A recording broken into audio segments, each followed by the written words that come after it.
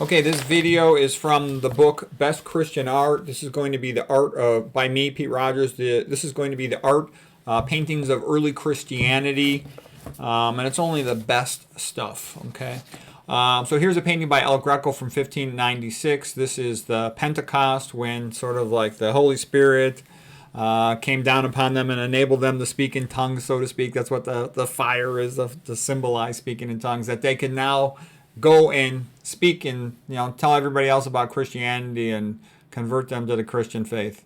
Go forth, be fruitful, and multiply. Notice that Christianity is the opposite of modern society. Modern society is get a vasectomy, have birth control, don't have any kids, open things up down south and replace you. Okay, Christianity is, all about celebration of the family. It's beautiful. Okay.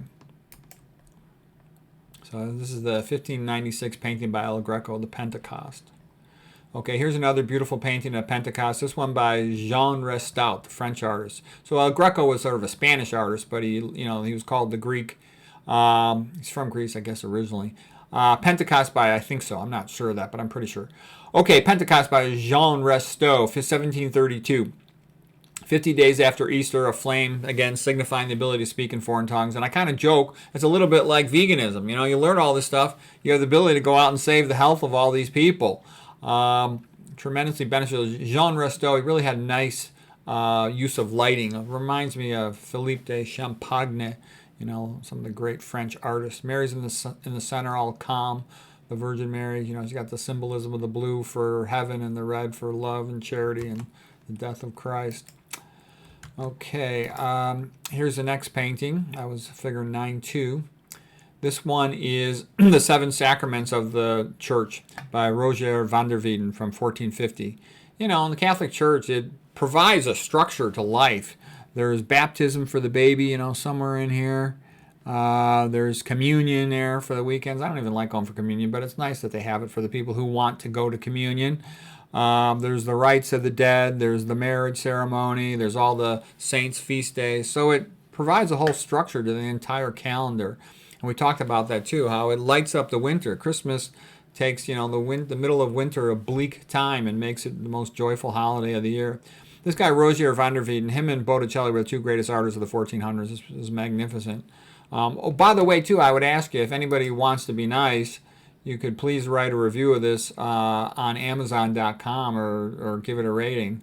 I don't have any way to market these books, but for the people to see them, and I'm making it all free, so it's free to everybody here on the internet. You can just hit the print screen button on your computer, and you can save a copy of these paintings.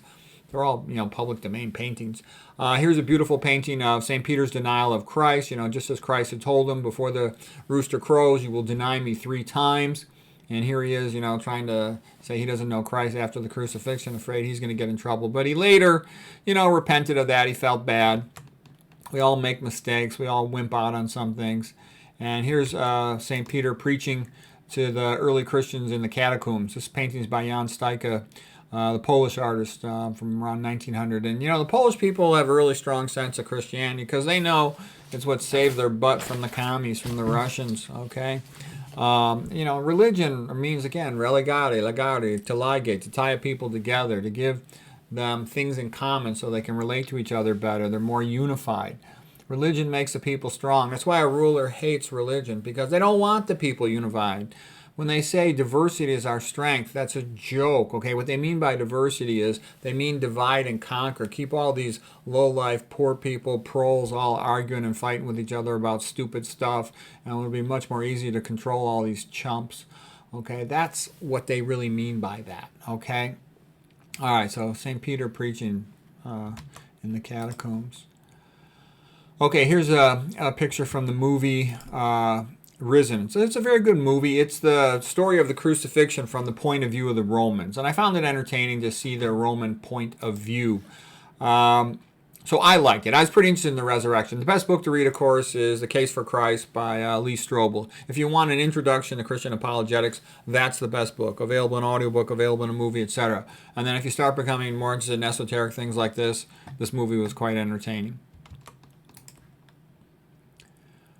Okay, Tiberius, the Roman emperor from 14 to 37 AD, was the emperor when Christ was crucified. Pontius Pilate was the Jerusalem representative of Rome at that time. Okay, a great movie about this time was Ben-Hur, and it was starring Charlton Heston, and there were some awesome chariot races in the movie, great scenery. You know, I think he's maybe the greatest American actor of all time. You look at all the great movies he was in. He was in the Ten Commandments. He was a great American hero in a whole bunch of other ways. Okay, Ben-Hur, the movie. It was based on the book called The Tale of Christ by Lewis Wallace in 1880. So it was a very Christian. It was the best selling novel by any American author in the 1800s. So it was a super popular book. And it's a great movie. I give it 9 out of 10 stars. Ben-Hur meets the early Christ. Has a big influence on him, and Christ helped his family. The chariot races were extraordinary. Here's some paintings of chariot races. And here is the Roman chariot races at the Circus Maximus. This one's by Ettore Forti. Okay, and again, it reminds me totally of Ben-Hur. The way they filmed it was just awesome. Okay, here's another painting of chariot races. This is another one by Ettore Forti in 1897, public domain. The horses come charging through at Circus Maximus. Okay. Another painting of the chariot races. This one by William Trago. So it was rather incredible, the spectacles put on by the Roman people. Here's one picture from the movie The Robe. Now, the robe is also in the time of early Christianity, and this was, I like Richard Burton. He's a great actor.